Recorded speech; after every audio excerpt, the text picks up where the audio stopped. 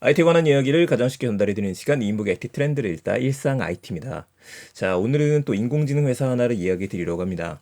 오늘 뉴스를 보다 보니까 S컵, 아수겁이라도 이야기를 하죠. 이 회사에 이제 식단을 관리할 수 있는 메뉴가 들어갔다는 이야기가 나오길래 한번 설명이 필요할 것 같아서 제가 내용을 정리해 보려고 합니다.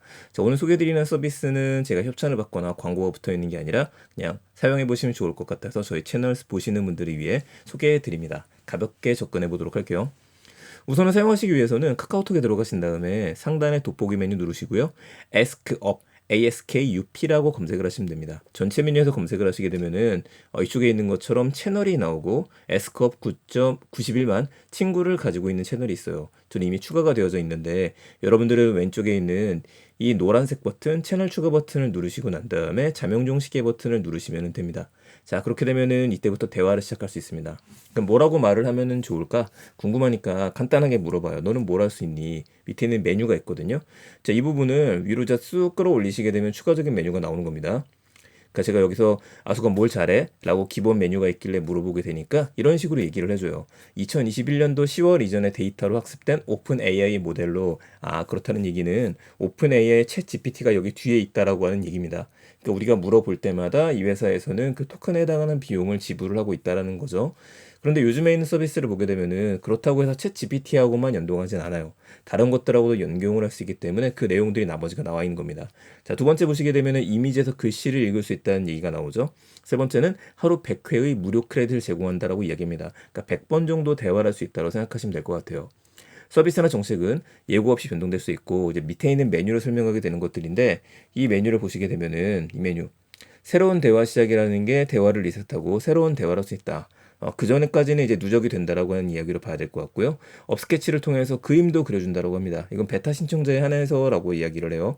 그리고 물음표 검색으로 통해서 요약 정보와 검색 결과도 만나볼 수 있고 링크 읽어줘도 기능이 있고 GPT도 적용할 수 있다라고 합니다. GPT-4와 대화를 할 수 있다라는 얘기가 되어져 있죠. 자, 오늘은 뭐 GPT-4까지는 저희가 볼 건 아니고 신문에 공개되어 있는 내용을 통해서 도대체 어떤 기능이 추가가 된 건지 확인을 해보려고 합니다. 그래서 제가 얼마 전에 먹었던 음식 사진 하나 올려봤어요. 자, 올리고 나니까 바로 인식을 한번 해줍니다. 음식 정보를 인식했습니다. 이게 닭튀김이었었는데 닭튀김까지는 볼 수 없을 테니 구이다. 육류가 있고 튀김이 있고 깨가 있다. 그리고 236칼로리 정도이고 탄수화물 5g, 단백질 14g, 지방 16g으로 분석을 했습니다. 이 데이터가 정확한지에 대해서는 글쎄요. 어디서 근거가 있는지 모르니까 일단 믿을 수밖에 없을 것 같기는 해요. 근데 밑에 있는 추가 메뉴들이 나왔길래 제가 물어보니까 이 음식과 어울리는 것은 몇 가지 예를 드시면 나왔었죠. 밥과 함께 먹으세요. 양배추나 샐러드가 좋습니다. 뭐 이런 식으로 나왔고 맥주나 소주와 함께 먹으면 맛있게 즐길 수 있습니다. 이게 당연한 얘기인데. 자, 메뉴가 하나 더 있어요. 이번에 제가 다른 사진 올려봤어요. 연어 사진을 올리니까 다시 연어 정보도 지금 인식을 했죠. 회, 연어, 날치알, 채소를 인식했었고 84kg, 단백질 15g, 지방 1g이 여기입니다. 음식 기록이라는 메뉴에서 눌러보게 되니까 회에 대한 것들이 음식이 기록이 남겨집니다. 이게 한 3일치 정도는 남겨주는 것 같아요. 그리고 밑에 보면은 식단 조언이라는 이야기가 나오죠. 이 식단 조언 버튼도 눌러봐야죠. 누르니까 이제 이렇게 얘기를 해줍니다. 식단에 대한 칭찬 섞인 짧은 조언. 미리 좀 프롬프트를 짜놓은 것 같아요. 그냥 물어보는 게 아니라 짧은 조언을 해달라라고 이야기하니까 연어와 날치알은 건강에 좋은 음식입니다. 지방이 높아서 적당한 섭취량을 유지하는 것이 좋겠어요라고 이야기를 하는데 뭐 여기까지만 이야기를 하고 더 다음 내용이 나오진 않았었어요. 요거까지만 나오는 걸로 할게요. 그래서 제가 그냥 바람이었다고 한다면 앞으로 진화를 할 수 있겠죠. 아마도 건강관리 앱이라든지 헬스 관련된 앱들이 이게 많이 들어갈 것 같기는 한데 지금까지도 사진 찍으면 식단까지 올라가서 칼로리를 얼마나 소비를 하고 있는지 얼마나 많이 섭취를 하고 있는지 알려주는 것도 있습니다. 근데 조금 귀찮거든요. 여기다가 진짜 트레이너한테 물어보는 것처럼 섬세한 코치라든지 대화하는 게 불가능했었는데 이 부분까지 해결해 주려고 한다. 이렇게 봐야 될 것 같습니다. 추가적인 기능도 봐야겠죠? 자, 기능 중에 하나로는 링크를 보내봤어요. 링크를 보고 나면 해석해준다는 기능이 있길래 그 전까지도 제가 제일 잘 쓰는 기능 중에 하나가 챗 GPT한테 드래그를 해서 보내고 나서 요약해줘까지는 되거든요. 근데 링크만 보내면 거기 있는 내용을 요약해준다라는 건데 이거 GPT-3까지는 아직 안 되는 기능 중에 하나입니다.